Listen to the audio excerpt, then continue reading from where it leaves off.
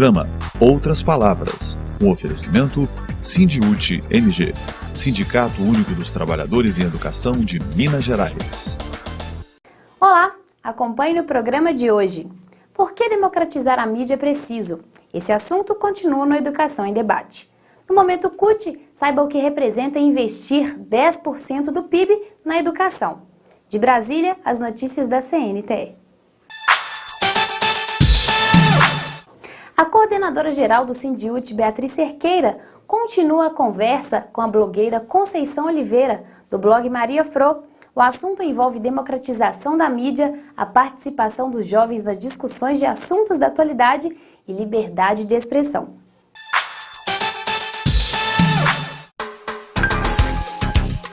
Educação em Debate. A conversa estava tão boa no último programa que continuamos com a nossa convidada, Conceição Oliveira, que é blogueira do blog Maria Fro, que é historiadora, educadora. No último programa, nós conversávamos sobre a democratização dos meios de comunicação. E agora, Conceição, vamos falar um pouco da juventude, desse desencanto que hoje existe no nosso jovem com a política, com a participação naquilo que é coletivo. Eu observo cada vez menos o jovem vem para os debates coletivos, filia ao seu sindicato, participa de ações coletivas. O que está acontecendo, na sua opinião? Eu acho que a gente está vendo uma crise institucional. Ela não é só mineira, não é só brasileira, ela é internacional. Mas ele está desencantado não é com qualquer política, ele está desencantado com a política institucional, essa política da representação partidária dos sindicatos. Eu acho que a gente está vivendo uma crise aí e precisa se refazer dessa crise, porque eu não consigo ver um campo de luta efetiva fora dos partidos, né, fora dessa instituição, a não ser quando a gente vai para períodos aí históricos de revolução, enfim, de quebra de ordem, de construção de uma nova ordem, ou então um outro lado pior, né, que a gente já viveu aí, de golpes e de silenciamento. Mas eu acho que, assim, o que a gente vê na juventude, ela tem até vontade, tem um movimento aí com vontade de participar, tal, mas ela precisa de uma mediação, né? A gente precisa, no mundo adulto, também entender que eles têm anseio, que eles têm sonhos, que eles têm pressa, muitas vezes, e que eles não têm, às vezes, memória, né? A gente estava falando de uma mídia concentrada, que ela não tem nenhum interesse de construir essa cidadania, essa noção de memória, essa noção do como é importante viver num país com estabilidade, num país que já passou por longo tempo de governos autoritários, né, que tem uma longa história de pouca cidadania. Nossa construção democrática ela é muito recente e ela é muito jovem. Então, assim, tudo isso e a criminalização que a gente vê também nessa mídia da política faz com que aquele mais jovem ache que todo e qualquer político não presta, toda e qualquer organização não presta. Então, assim, a primeira tendência é negar. Mas esse grupo está aí em disputa. A gente precisa entender que ele também é um sujeito político, que de alguma maneira ele faz, seja nos coletivos, seja de modo cultural, você tem muito isso acontecendo nas periferias das grandes cidades, né? Tem demandas que são muito comuns, né? A mobilidade urbana, a falta de espaço público para exercer essa coisa dinâmica e cheia de energia da juventude. A gente também não tem no mundo capitalizado, onde os espaços são cada vez mais privatizados. Então, tudo isso é espaço de luta dessa juventude. Ela tem pautas próprias, a gente também precisa entender isso e ouvi-los. Hoje, eu acho que, por exemplo, agora recentemente o decreto da presidenta Dilma de participação social tem um pouco a ver com isso, de ouvir um pouco mais isso, de ouvir um pouco mais junho, né, de ampliar esses canais de participação. Mas outras instituições estão tentando fazer isso. Eu acho que eles só querem dar a cara também deles para a política, né? O desencanto é com com essa política meio velha enferrujada que a gente precisa também dar uma sacudida. Todo mundo está desencantado com essa política, não é só a juventude. E qual que é o papel do professor com essa juventude numa sociedade cada vez mais consumista? Eu acho que é fundamental, eu acho que ser educador é um desafio completo, perene, eterno, né? Porque a gente forma gerações futuras. O que a gente vai ter no futuro na sociedade, boa parte disso passou na mão do professor.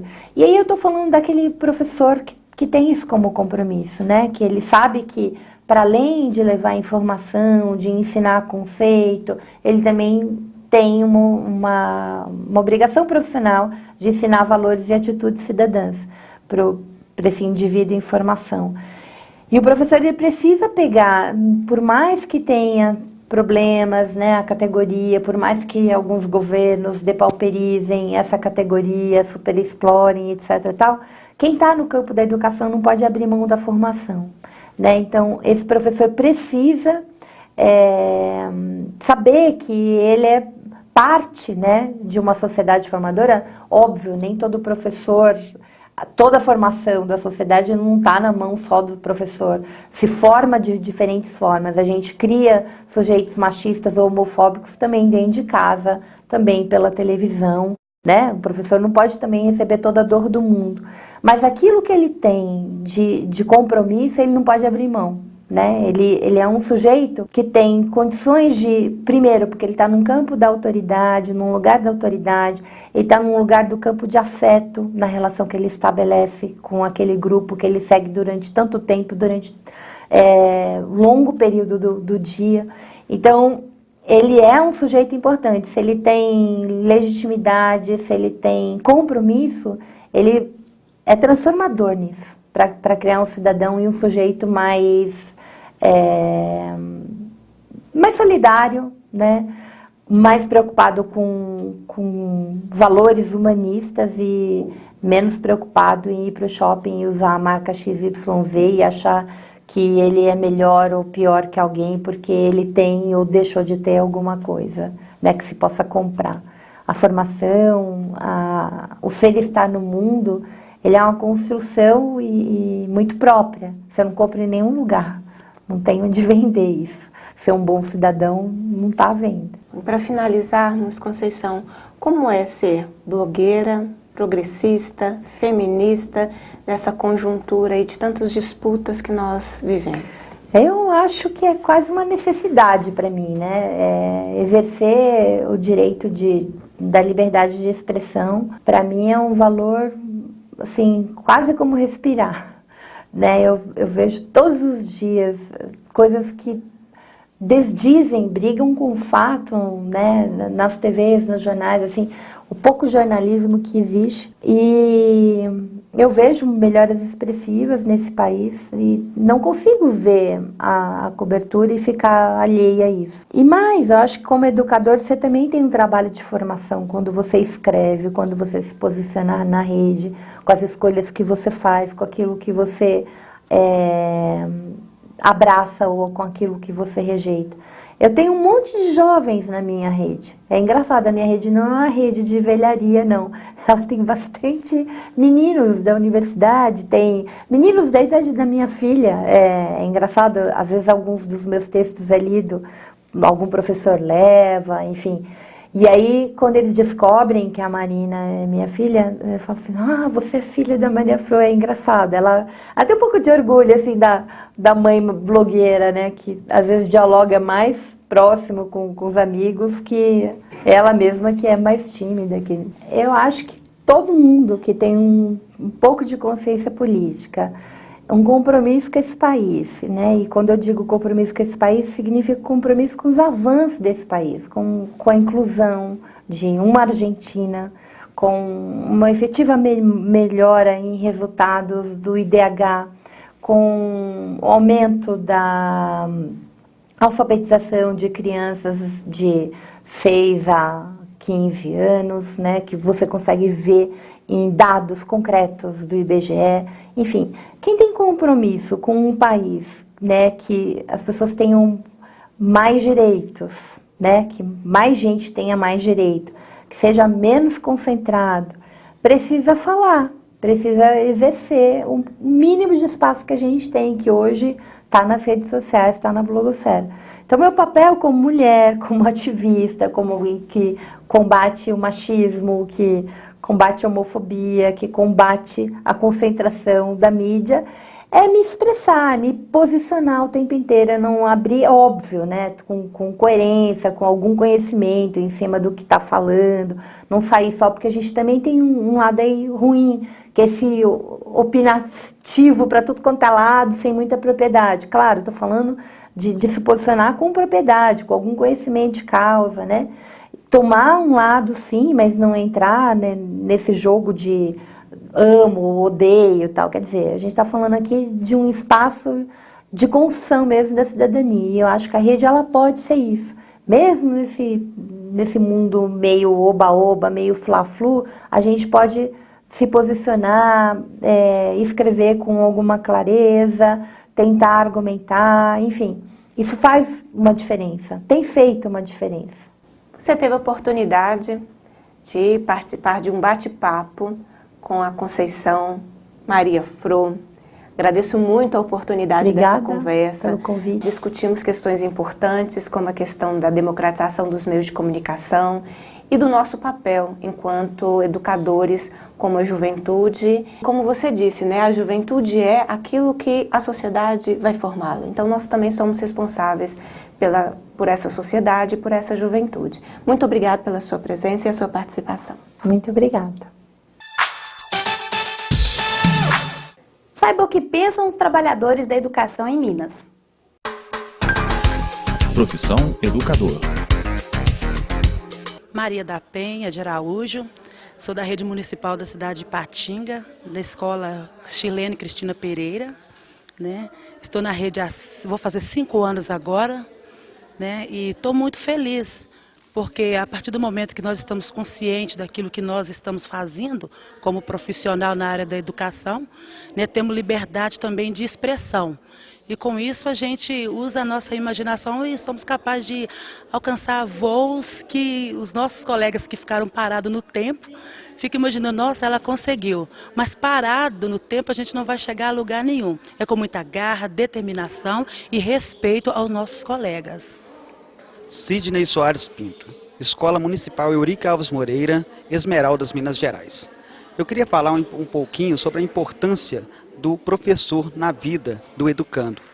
Todo educando que tem um professor que é empenhado, que avalia seus alunos com maior exatidão, é um aluno que tem uma prosperidade muito grande. E esses alunos, com certeza, vai ter um futuro promissor. Você que é educando, apoie seu professor e entre junto do movimento na valorização do professor.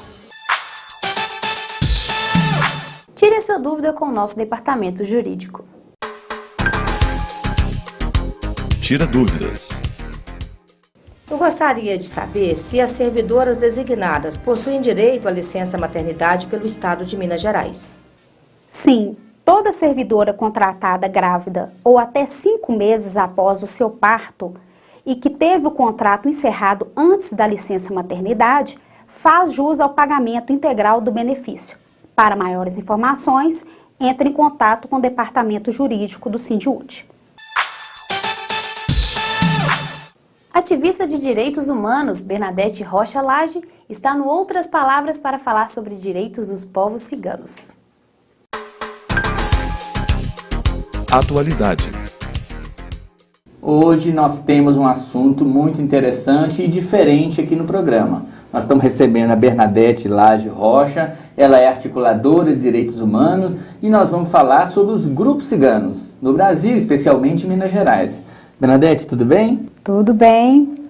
Então, quando fala-se em ciganos, né, vem logo uma imagem preconceituosa na cabeça da maioria das pessoas.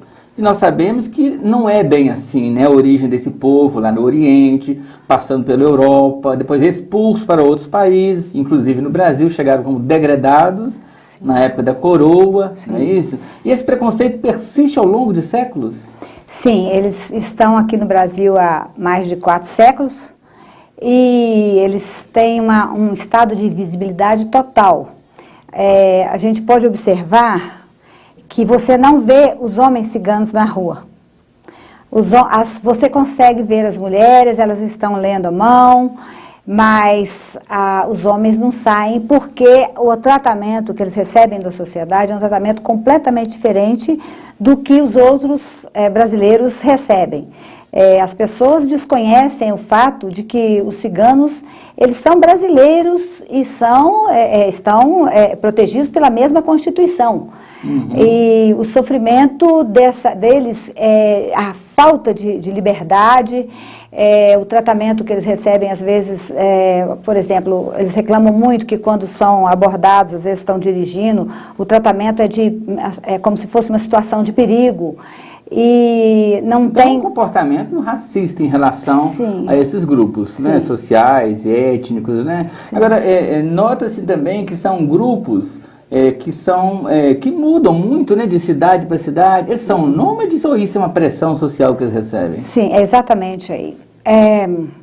Eu tenho 10 anos que trabalho com a etnia cigana. E depois que eu comecei, eu vi que, pelo número de voluntários que tinha, que era algo que a gente, quando começa, não consegue mais sair pela pressão, pelo sofrimento deles. Quando eles chegam numa cidade, toda cidade, ela tem que ter, por lei, um espaço para circo, para parque e para ciganos. Então, geralmente, isso é cumprido, num primeiro momento, isso é cumprido. Mas aí, ele tem esse espaço, mas ele pode ficar muito tempo na cidade ou geralmente uma passagem rápida? Sim. Porque tem filhos, foi para a escola, Sim. serviço médico, né? O que é importante a gente avisar, quando chega um grupo cigano numa cidade, o que acontece? Os vizinhos começam a se mobilizar. O cigano vai fazer isso, vai roubar criancinha, etc.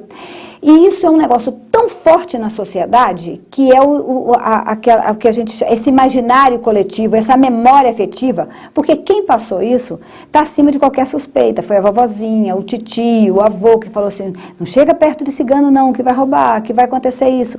Isso foi se perpetuando e isso tem impedido que eles tenham acesso a qualquer benefício, a qualquer inclusão social, a mobilidade deles é totalmente impedida.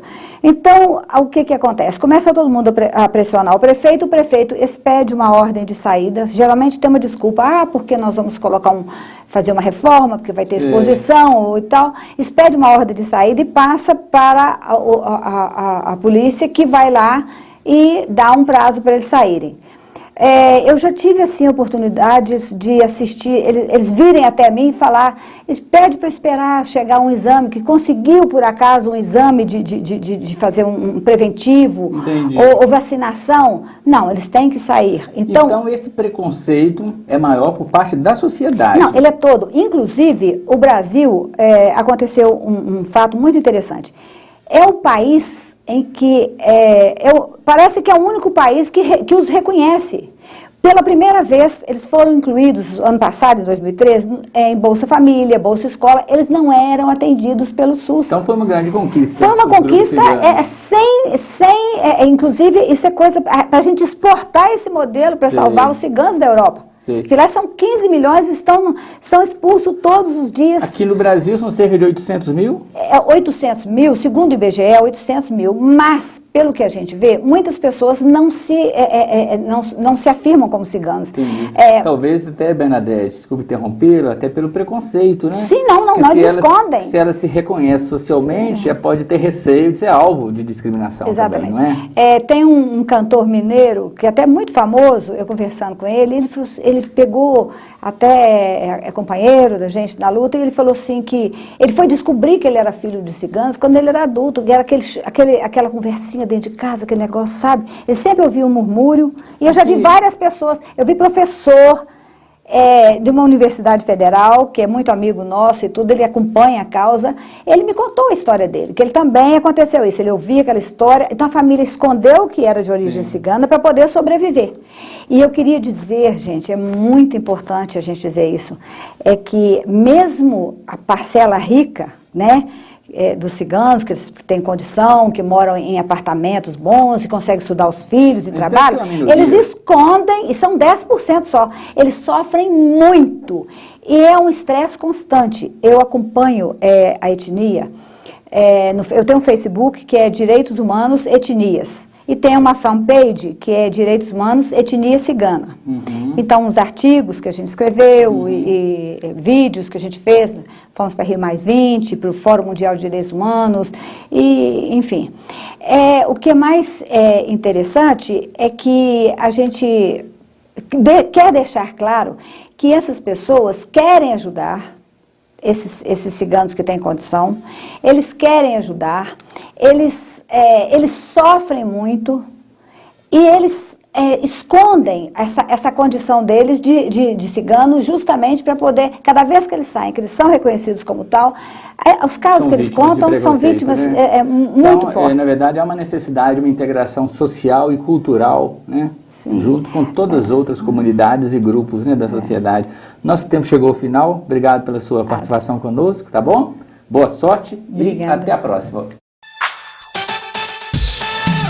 O Momento CUT Minas mostra o que representa investir 10% do PIB, Produto Interno Bruto, na educação.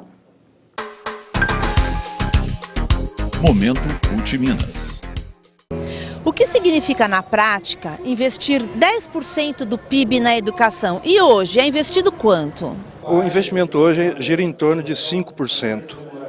E a nossa reivindicação são os 10% do PIB, porque isso significa investir desde a pré-escola até o nível superior, com pós-graduação, significa investimento em creches, né, significa investimento na educação profissional, que, aliás, é uma demanda colocada por todo o Brasil, e, nesse sentido, significa também aprimorar a qualificação dos trabalhadores em educação, porque nós queremos a formação inicial e continuada de todos os professores da rede pública de ensino em todos os níveis e modalidades. Significa estabelecer um plano de carreira que garanta ao trabalhador em educação uma situação em que ele possa se dedicar com mais afinco, inclusive em tempo integral, à educação, à escola. Isso significa, sem dúvida nenhuma, em médio prazo, aumentar a qualidade da educação socialmente referenciada que o Brasil precisa. Então, nesse sentido, os 10% são fundamentais para, inclusive, implementar todas as 19 metas que estão colocadas no plano, todas as suas estratégias e, é claro, isso já foi comprovado através de nosso debate no Fórum Nacional de Educação e na comissão especial que, inclusive, aprovou por unanimidade os 10% do PIB. Eu gostaria de saber como que as empresas são responsabilizadas pelos acidentes de trabalho no Brasil. Olha, primeiro, as empresas são responsáveis, inclusive civilmente, pelo acidente de trabalho quando causado por dolo, negligência ou más condições de trabalho. Isso significa que cabe ao governo, ao Estado, através da Advocacia Geral da União, entrar com ações regressivas para ressarcir os cofres públicos pelas despesas decorrentes do acidente, da doença do trabalho, do tratamento de saúde que o Estado é obrigado a sustentar pelo INSS, pelo Sistema Único de Saúde, no caso de pensão e morte, e também pelas pensões para as viúvas ou pelos os dependentes. Além disso, as empresas têm, em função da quantidade de doenças e acidentes de trabalho, pode ter aumentado o seu seguro de acidente de trabalho, o percentual de acidente de trabalho, em até 2 vezes, ou se ele consegue adotar medidas que diminuam a quantidade de acidente de trabalho na sua empresa, pode ter até um desconto de 50% no seguro de acidente de trabalho, no seu percentual que tem que ser calculado a cada ano. O que é uma convenção da OIT? A OIT é a Organização Internacional do Trabalho e ela procura estabelecer normas para humanizar o mundo do trabalho, desde a sua origem. Como que ela faz? Todos os anos, e isso ela faz desde a sua fundação, ela estabelece uma norma, como se fosse uma lei votada e decidida na plenária anual da OIT, que procura orientar os países de como é que nós poderíamos humanizar esse mundo do trabalho. Por exemplo, nós temos as convenções que garantem direito sindical, direito à liberdade sindical, direito das mulheres, direito de jovens, leis que procuram combater o racismo no mercado de trabalho, leis que punem governos e empresários quando desrespeitam a organização sindical. Portanto, cada país, a partir do momento que a OIT decide uma convenção, se o país acata a convenção, ele é obrigado a cumpri-la. O país não pode, ele não é obrigado a acatar a convenção, mas a partir do momento que ele acata, ele não pode descumpri-la. Se ele descumprir, cabe denúncia à conferência anual da OIT. Por isso que nós achamos que a OIT talvez seja um dos mais belos organismos que nós temos.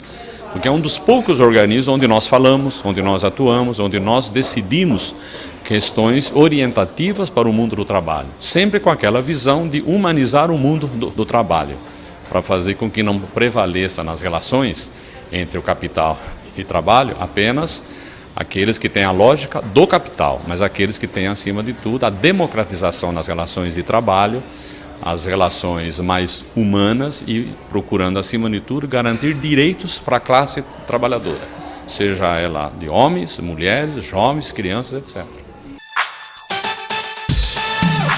Vamos a Brasília com as notícias da CNTE. Momento CNTE.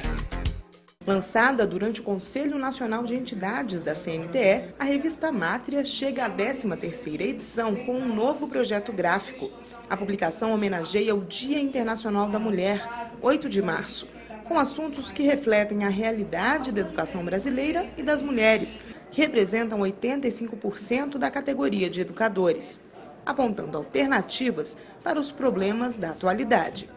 Em 2015, a Mátria traz uma entrevista exclusiva com a ministra Eleonora Menicucci, da Secretaria Especial de Políticas para as Mulheres, e destaca o perfil da nova professora da escola pública.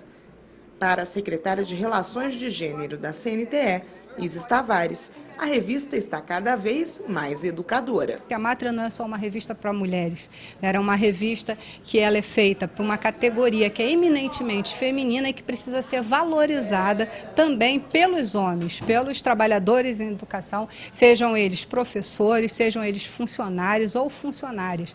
Então a Mátria vem nesse sentido valorizando bastante, trazendo para o debate do dia a dia da escola. A gente consolida a Mátria como uma revista de mulheres, mas não só para mulheres.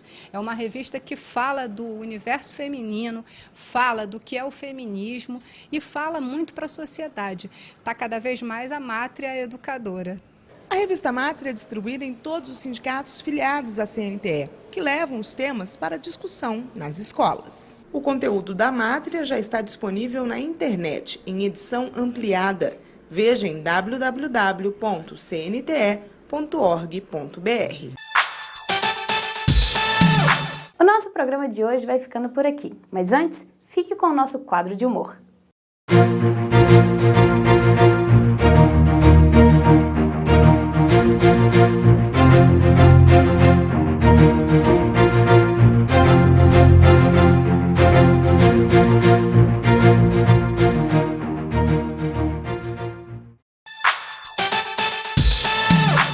Tabela periódica, cateta oposto, cateta adjacente, raiz quadrada. Isso enlouquece a gente. A gente aprende isso na escola, mas logo a gente esquece. Mas tem uma coisa que a gente aprende na escola e que jamais esquece: o valor do educador e da educadora na nossa vida. Afinal, eles dedicam a própria vida a ensinar, a compartilhar o conhecimento. Então, está na hora do governo de Minas pagar a dívida que tem com os trabalhadores e as trabalhadoras em educação. Pagar o piso salarial nacional e reconstruir a carreira é o mínimo que o governo precisa fazer para mostrar que, além de você, ele também reconhece o valor da educação. Educadores e educadoras, Minas Gerais precisa reconhecer o valor de vocês. Sindicato Único dos Trabalhadores em Educação de Minas Gerais, Sindiúti MG.